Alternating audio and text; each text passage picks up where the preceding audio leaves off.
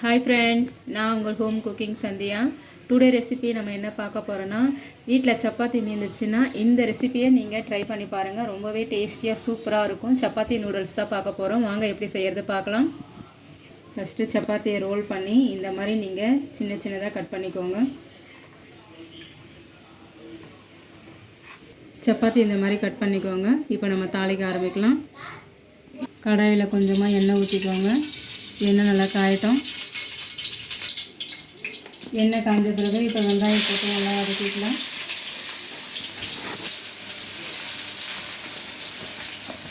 இது கூடவே கருவேப்பிலை கொஞ்சம் போட்டுக்கோங்க.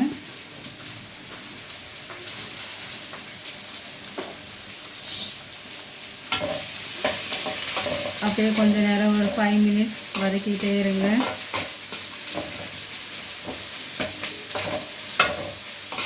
இப்போ வெங்காயம் வதங்கின பிறகு கொஞ்சமாக தக்காளி எடுத்துக்கோங்க.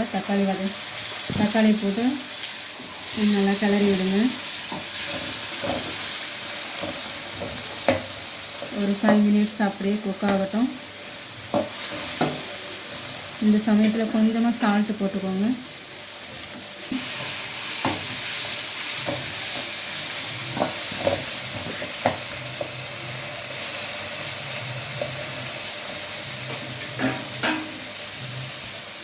இது கூட கட் பண்ணி வச்சுருக்கேன் பச்சை மிளகாய் சேர்த்துக்கோங்க.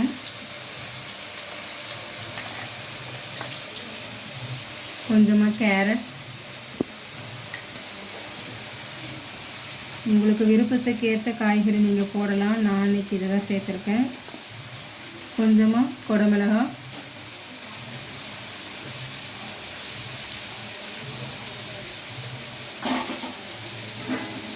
இது அப்படியே போட்டு ஒரு 2 மினிட்ஸ் அப்படியே ஃப்ரை பண்ணுங்கள்.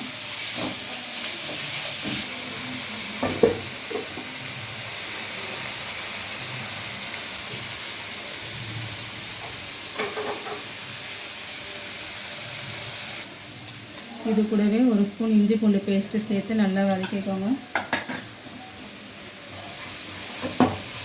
இப்போ இது கூடவே நம்ம 2 முட்டை சேர்த்துக்கலாம்.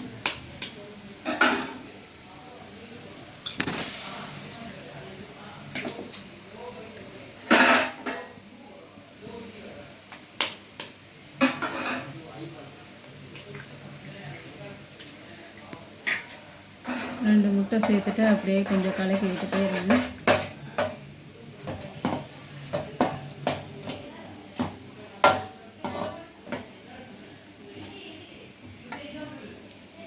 இப்போ இது கூடவே நம்ம ஒரு சிட்டிகை ரெட் சில்லி பவுடர்,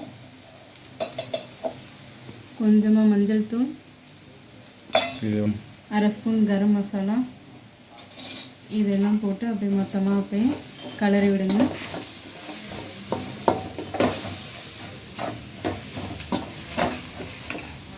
இது கூடவே நம்ம கட் பண்ணி வச்சுருக்க சப்பாத்தியை இதில் சேர்த்துடலாம். சப்பாத்தியை போட்டுட்டு இந்த மாதிரி கிளறி விட்டுக்கோங்க.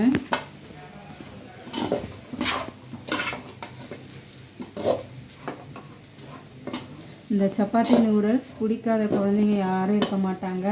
ஒரு தடவை செஞ்சு கொடுத்தீங்கன்னா எல்லா குழந்தைங்களும் இந்த மாதிரி தான் எனக்கு வேணும்னு சொல்லி அடம்பிடிப்பாங்க. ரொம்பவே டேஸ்டியாக இருக்கும். குழந்தைங்களுக்கு செஞ்சு கொடுங்க, சூப்பராக இருக்கும். நீங்களும் ட்ரை பண்ணி பாருங்கள். சப்பாத்தியில் ஆல்ரெடி நம்ம உப்பு போட்டு தான் சுட்டுருக்கோம். இருந்தாலும் நீங்கள் லைட்டாக உப்பு போட்டுக்கோங்க. லைட்டாக இது கூடவே கொஞ்சம் உப்பு ஆட் பண்ணிக்கலாம். உப்பு போட்டு நல்லா கலரி விடுங்க.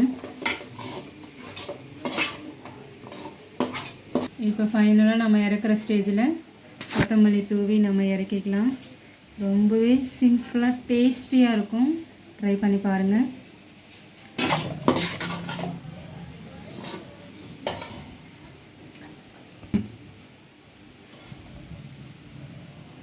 Chapati noodles ready. ரொம்பவே டேஸ்டியாக இருக்கும். ட்ரை பண்ணி பாருங்கள். தேங்க்யூ.